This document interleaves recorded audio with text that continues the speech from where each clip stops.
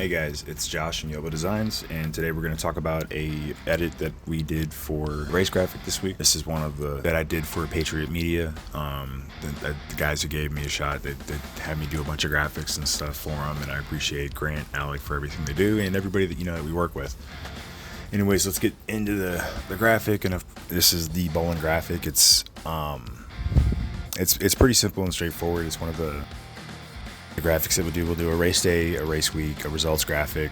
The results graphic is usually a lot less effects and stuff. It's usually just some numbers, results, and logos. With these ones, we're trying to build up a composition for the race week, and you're going to see I've got an idea in my head and I'm running with it. I've got another image that's in the background. I had already collected a couple of these before I even started this one. I'm going to cut the background out because I don't need the car, and then we're going to use some of the tools that we have with Adobe Photoshop to just smooth it out. We don't want the areas to look too much. We want enough grid in there to where it's being a design. I really want him to pop out. At first I thought I wanted to do a green graphic because the logo was green, and his suit being as blue as it was, it really stood out in the image. So I decided to focus more on that and kind of make the Show Me the Money series a centerpiece that sat on the top.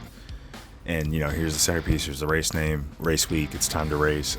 He had a really cool picture of himself looking back at his car. I wanted to go ahead and kind of focus on this angle, looking back at the car for race week and him looking like he's ready to go. And I thought this was a really, really cool picture to begin with, stuff so we can get away with it. I try to remove as much of the yellow, the blue, and the green as I can. I'll go through and do a couple selective stuff. It all just depends. Add a little bit of extra shadows just to kind of add depth into the corner of the image, and through for some effects, some subtle paper, add some grit, some effects on the car, layers, highlighting the areas that need to be highlighted. And shadows are hard, man. Shadows and highlights are hard.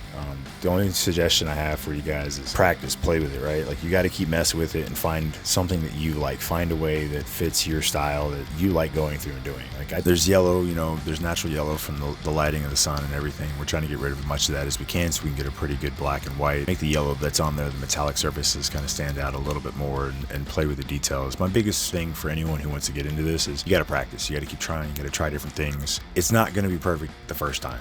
It never is. Not for anybody, unless they just don't ever want to experiment and just follow what everyone else before them did and don't ever want to fail. You're going to fail. Go out there, fail half a dozen times and learn something. Don't be afraid to fail. Don't be afraid for it to look dumb. Don't be afraid, that people may not like it. It's a step in the right direction. The hardest part is hearing the feedback, because if it is bad, they're going to let you know, and all you can really do is grin your teeth and take it. And at first it's really hard, and it still gets hard after a while, especially when you put a lot of time into something and you really like it. You got to be open to other people and getting their experience with things. Anyways, I hope you guys like the graphic. I hope you guys learned something from it, just watching it. I hope you enjoyed the talk. Please like and subscribe, and we'll talk to you guys later. Thank you.